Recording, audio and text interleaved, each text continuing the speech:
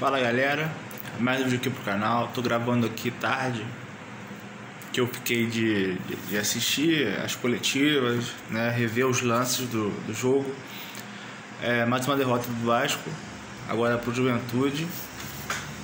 E na minha cabeça tava assim, antes do jogo de hoje, perdeu pro São Paulo, é duro, né, é difícil, com todos os desfalques, né, 12 desfalques, mas agora perder pro Juventude, na minha cabeça tava assim, cara, se perder pro Juventude tem alguma coisa errada, tem alguma coisa acontecendo, alguma coisa rolando aí que a gente não sabe o que é, se é um problema com o técnico, se o elenco tá rachado, porque tá estranho.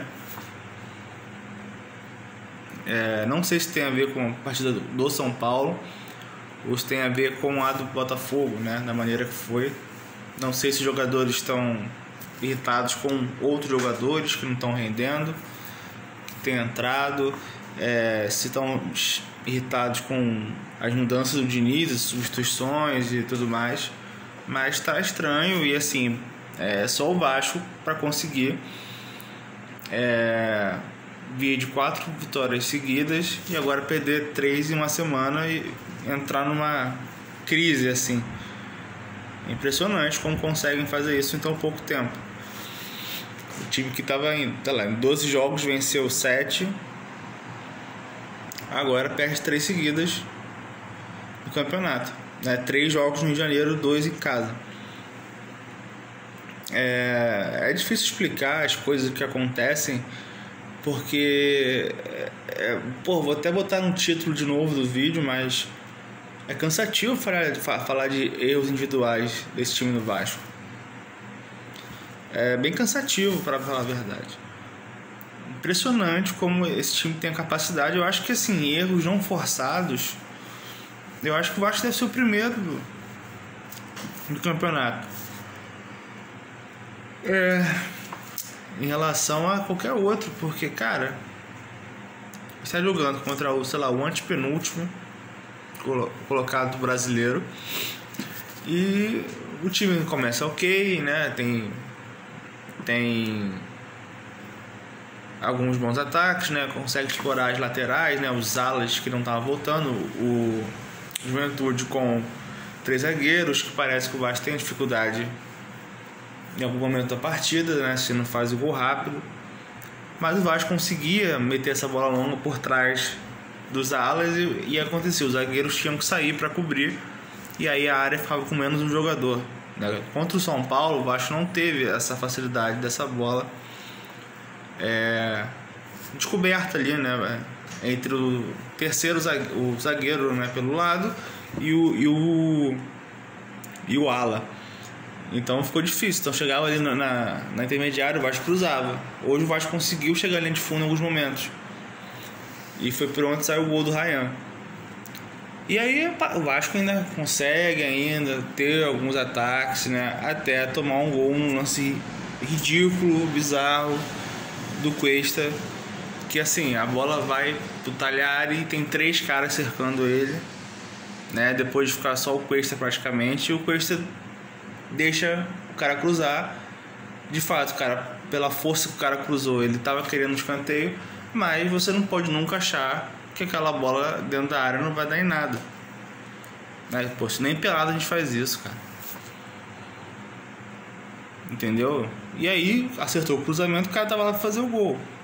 É claro que quem tava marcando na área deveria estar atento a quem estava na área, né? O senhor Paulo Henrique, que não jogou nada, mais uma vez, parece que estava se poupando para a seleção, ainda foi expulso de maneira idiota, né? Burra, que vai desfalcar o Vasco. Já ia desfalcar o Vasco, mas aí iam fazer uma operação para ter o cara contra o Grêmio. Pelo visto não vai precisar, né? E desde que ele voltou à seleção hoje ele tá assim. Enfim. E aí o Juventude empata e aí parece que acaba o jogo. O time Vasco sente o gol, aí pensa, a torcida vai pegar no pé de novo, que não sei o que. E aí não tem um cara pra chegar assim, vamos lá, porra, o jogo não acabou, vamos continuar jogando. Não tem um cara pra puxar, sabe? Isso, pra motivar o time. Nada, é tudo com cabeça baixa. Os caras com 30 anos no meio da cara, sabe? Tem uns 28, 30, entendeu? E aí o jogo continua e aí vem a bizarrice do Léo Jardim, mais uma. Isso é uma coisa que eu queria falar e eu acho que deveria ter sido perguntado na coletiva. Porque o erro que ele fez, antes do erro de hoje, ele tentou dar uma saída de bola pelo meio com o pé esquerdo. Ele rolou com o pé direito e bateu. Ninguém entendeu nada. A sorte que não tinha ninguém do Juventude ali.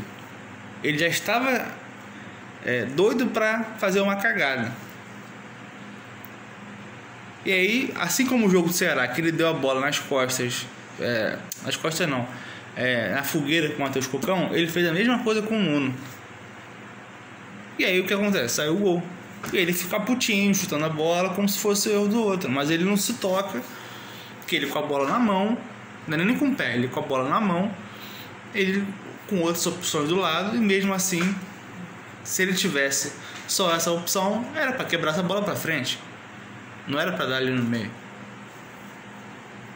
Então assim, eu queria perguntar, né, se eu tivesse na coletiva, perguntar, Diniz, qual é a recomendação? Porque essa bola do centro do Léo Jardim já não é a primeira, já não é a segunda que ele tenta jogar ali de maneira irresponsável. Contra o Juventude no primeiro turno, lá em Caxias, o Vasco estava perdendo, ele estava 2-0, o Vasco passou no terceiro porque ele saiu errado de novo na questão. Então assim, tem que chegar para ele e falar, olha só, sair pelo meio eu não quero mais. Ou você joga pro lado, ou você rifa essa bola. Porque não tá dando certo. Porque nitidamente ele não é um cara refinado com o pé. Ele também parece que não tem a capacidade de entender o passe, né, que ele tá dando. Então se o Diniz não parar com isso, eu digo assim, olha só, Léo Jardim, você não vai mais sair jogando pelo meio, tá bom? Você vai sair só pelos lados. Se o meio estiver congestionado, do lado também, você rifa essa porra dessa bola. Porque não dá. E aí vira o jogo, assim, mais 2 erros, 2 gols dados. 2 gols dados, cara. E é impressionante como o Léo Jardim, ele não para ele segurar uma bola que vem pelo alto é difícil. Para ele sair do gol é uma dificuldade também. Porra, o cara tem 30 anos no meio da cara, porra. O cara até agora não viu que tem que treinar isso, tem que melhorar nisso. Parece que tá, sabe, não se toca, porra. Não é possível, sabe? Um treinamento no dia a dia. Será que o preparador de goleiro também não chega pra ele, olha só, vamos melhorar a saída de bola? Vamos melhorar. Se o cara treina com o pé, o cara tem que treinar o fundamento básico do goleiro, que é sair com a mão, porra. Segurar, encaixar a bola. Eu já falei que eu vou cobrar sempre quando ele falhar, porque eu repito, ele é o goleiro mais bem pago do Brasil e enrolou para renovar e ele, né, conseguiu o melhor contrato, um salário alto, então ele vai ser cobrado quando fizer merda. Ele vai ser cobrado quando ele errar. E errar feio vai ser cobrado. Acabou, não tem essa. Ele volta pro segundo tempo e já tira o Hugo Moura e bota o Tietê, porque na cabeça dele ele acha que o Tietê vai ser um volante mais construtor, que vai levar mais a bola à frente, né? E foi essa a alteração dele no intervalo.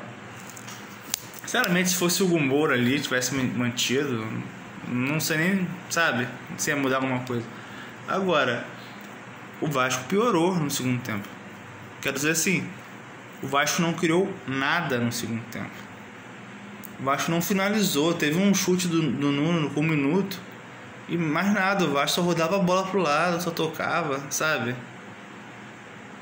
É isso que eu acho estranho, entendeu? Mas poxa, vai derrubar o técnico porque fez 1-0. Cara, eu não sei o porquê. Não posso afirmar nem que sim, nem que não. Mas não dá pra você falar, mas o Vasco fez 1-0. Cara, os caras sabem fazer. Os caras sabem como derrubar treinador, entendeu? Não tô falando que é isso, mas também não tô falando que não é. Tá? Tô falando que tá muito estranho isso. A postura do Vasco um tempo tocando muita bola pro lado, Muito jogador na área, ninguém, sabe, querendo o jogo. Não é de hoje, né? E assim, cara, na boa, o Matheus França não tem como ser uma primeira opção pra mudar uma partida. Mas vamos botar quem? Eu não sei, mas não bota ele. Porque ele tá em outra rotação. A vontade dele, a disposição dele de tentar chamar a responsabilidade, né, como meia, como um atacante, seja o que for, cara, ele não consegue. Sabe? Ele não consegue. Ele parece que ele tá jogando uma pelada de casado solteiro. E eu não sei se isso começa a irritar outros jogadores, entendeu? Que também, sabe? Porque a expulsão do Paulo Henrique hoje foi idiota. Mas assim, inicialmente ele tava irritado, que as coisas não estavam saindo, né? O Vasco não conseguia fazer uma jogada que presta, era só chuveirinho, que aí entra o GB, e aí entra o Verratti. E aí eu falo do Fernando Diniz novamente, desesperado por um gol. E aí vira uma bagunça o Vasco novamente. Parece que ele não percebe isso. Ele aos 30, eu tô olhando o tempo do jogo. Aos 32 minutos do segundo tempo, ele tira o Cuesta, o zagueiro. Aí bota atacante e tal. E aí o Vasco fica só com o Barros lá atrás. E às vezes quem ia pegar essa bola era o Tietê, às vezes o Coutinho, porque ele botou o Robert Renan de lateral esquerdo. Entendeu? Eu tô falando isso antes da expulsão do PH, tá? E aí o Vasco continua sem melhorar. O Vasco, nesses 3 jogos, nas mexidas do Diniz, que ele vê botando meia de volante de zagueiro, achando que isso vai mudar o time, vai botar o time pra frente, vai dar uma... Cara, isso não aconteceu em nenhum momento nesses 3 jogos. Então, isso bem que eu queria perguntar ao Diniz, que ninguém perguntou. Assim, então vem cá, você nesses 3 jogos botou meia de volante de zagueiro de lateral esquerdo, e o Vasco ficou mais uma vez, né, nos 3 jogos mais perto de tomar mais um gol do que de fazer um gol.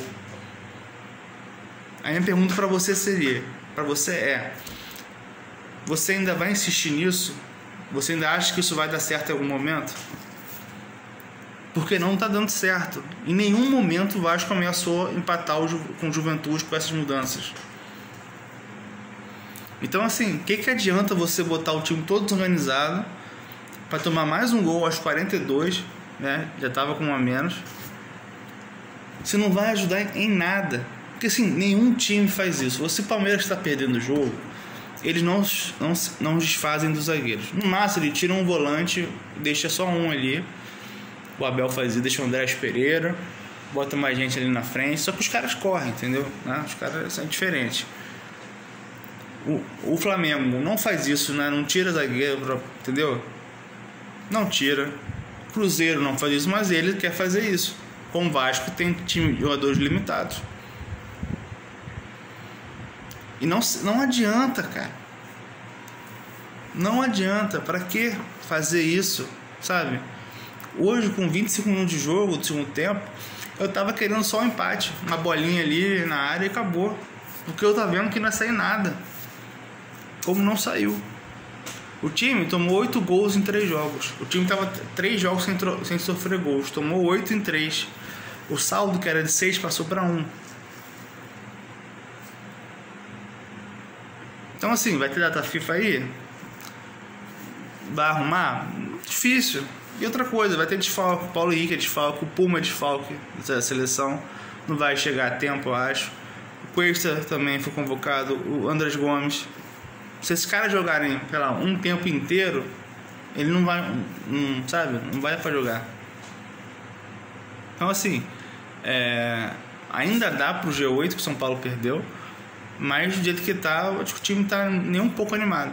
Nem um pouco animado. E preocupa porque o time me parece que não sabe tomar um empate e não sabe sair perdendo. Então, por Diniz bagunçar o time mais uma vez, pensando em outros jogos e principalmente Copa do Brasil, é preocupante. É preocupante. Então, capaz do Vasco não sair com título nenhum e nem com nenhuma vaga de Libertadores.